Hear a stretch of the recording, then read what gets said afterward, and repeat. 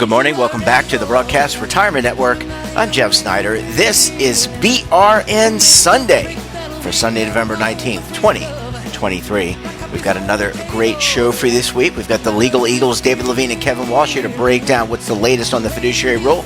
And then Oliver Rennick of the Schwab Network will be stopping by to help break down markets. There's a lot of good and mixed economic data. So sit back, relax, enjoy this episode of BRN Sunday.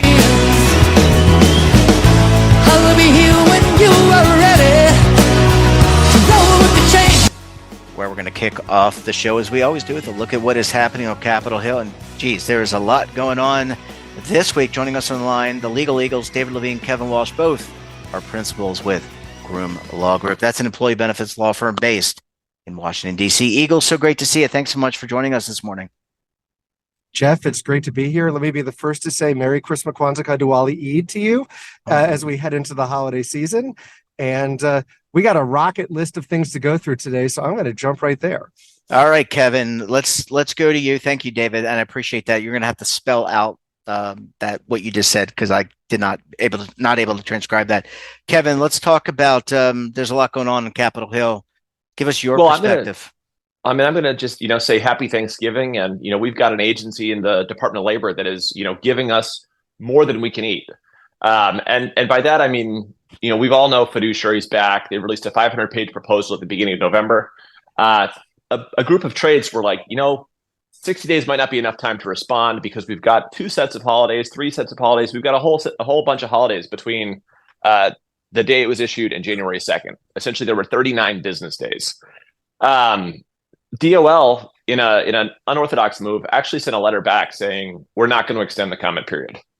So, for folks who are interested in fiduciary, it's really a race until January 2nd to get comments in order.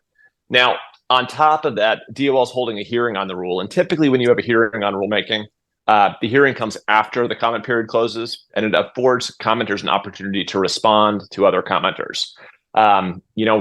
Just on Friday, the pre-publication version, so on Monday, it's going to be in the Federal Register, DOL announced when they're going to hold the hearing. It's going to be December 12th, 13th, and 14th if necessary. So it's going to be before the comment period ends, and it's going to be 20-something business days after the proposal was released. And commenters who want to participate in that hearing have to have their requests in by November 29th. So honestly, this rulemaking is moving along just incredibly quickly as we move into year end. Now, the Labor Department, they've said a couple of things about this. They've said, on the one hand, that this proposal is not 2016 all over again. On the other hand, publicly, in at least, 5 or 6 speeches recently, they've said, we don't really feel like we need to extend the comment period because this is the same initiatives we began in 2010, and we already know what everyone has to say. So there's some tension there, but the important thing here is that if you want to have a say in, what the department does in terms of finalizing this fiduciary proposal, the period for getting comments, the period for getting testimony in, it really means that you're going to be typing away at your laptop at your Thanksgiving dinner. So, David, do you want to comment on the timeline here? Because I think there's a couple of other interesting things going on with the timeline related to courts, related to Congress, and I can go there where you can provide some color. Sure, I'll jump in for 1 second. This is an interesting discussion, and let's break it down a little for the different constituencies, as I like to do. Plan sponsors, some of you may be deeply interested in this because this could affect the operations of your plans, but you may also say, you know what, we're going to wait and see how it sorts out before we go there, because some of you, a lot of you have limited resources, and it's not your business. You do a plan to support your employees. On the other side of the fence, you've got the service providers.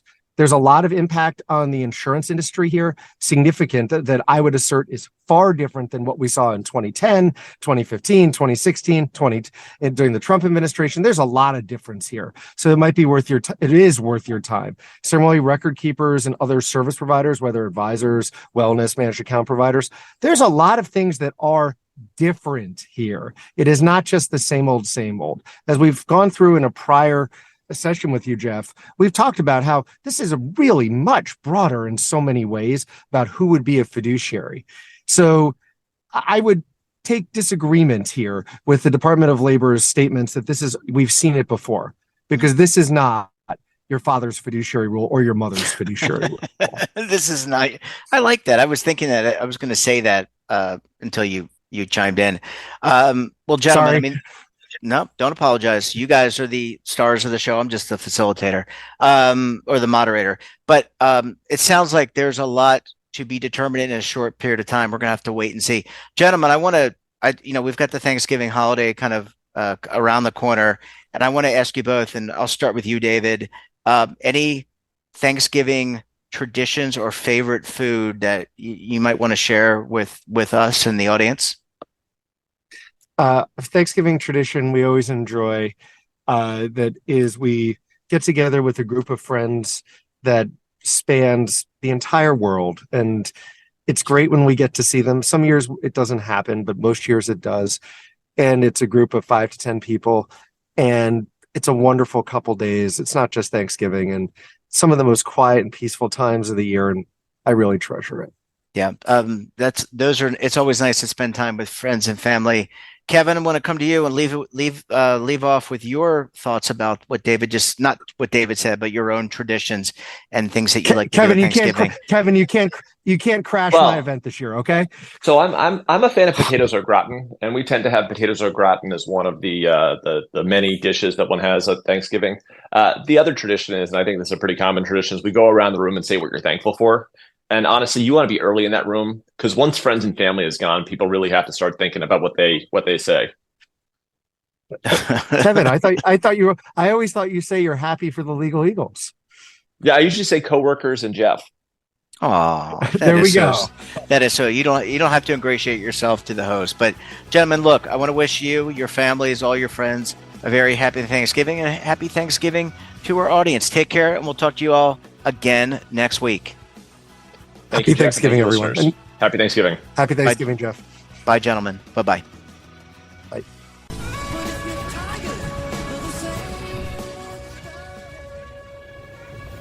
Imagine a new television network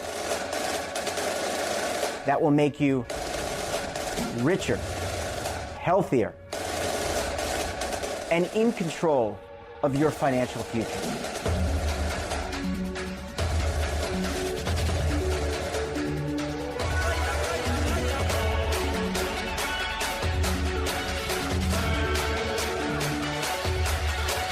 This network is for the policewoman in Nashville, Tennessee, the baker in Dubuque, Iowa, the teacher in Lexington, Kentucky.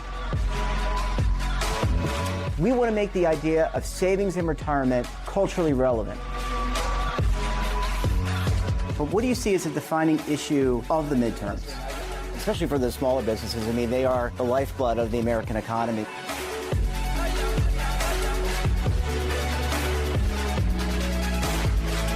Featuring exclusive interviews, current affairs, and docuseries. 33 years old, you retired early. The philosophy is money only matters if it helps you live a life that you love. But you got to start thinking about retirement as soon as you get in. The Broadcast Retirement Network will drive very high engagement with premium partnerships. So this isn't retirement and savings for your parents or grandparents. This is for all Americans. And we're going to change the way you think about money.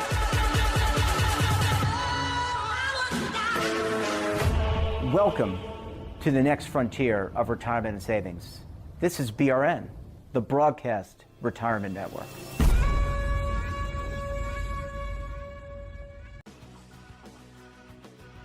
Welcome back. Now time to take a tour of the markets. Joining us on the line, the lead anchor of the Schwab Network, Oliver Rennick. Oliver, thanks so much for stopping by on the program this morning. Absolutely. Thanks for having me as always. All right, Oliver. From what I can tell, just doing a quick read of the news this week, weaker retail sales numbers. That has me a little concerned about holiday shopping. But I want to get your insight into the market. What are you seeing? What are you hearing on your network? Yeah, this was a pretty encouraging week for the economy and for the stock market. You point out retail sales, which indeed did have a negative in front of the print on a month-over-month basis, but the market was actually expecting it to be worse. and the previous reading was revised higher. So I wouldn't be too worried about what we saw for retail. I think a lot of the retail tone was struck by Walmart in their outlook, talking about outright deflation and a potential slowing of their customer base. But I don't know, all week that has kind of rubbed me the wrong way a little bit, because Walmart's stock has done incredibly well to some degree on the premise of that general kind of slowing of the economy over the past, 18 months. And so it didn't really strike me as like particularly revelatory. It almost kind of sounded to me like maybe they wanted to perhaps kind of lower the bar for themselves in the future. But here's the thing is that, we know that the economy has slowed. We know that jobless claims have been rising.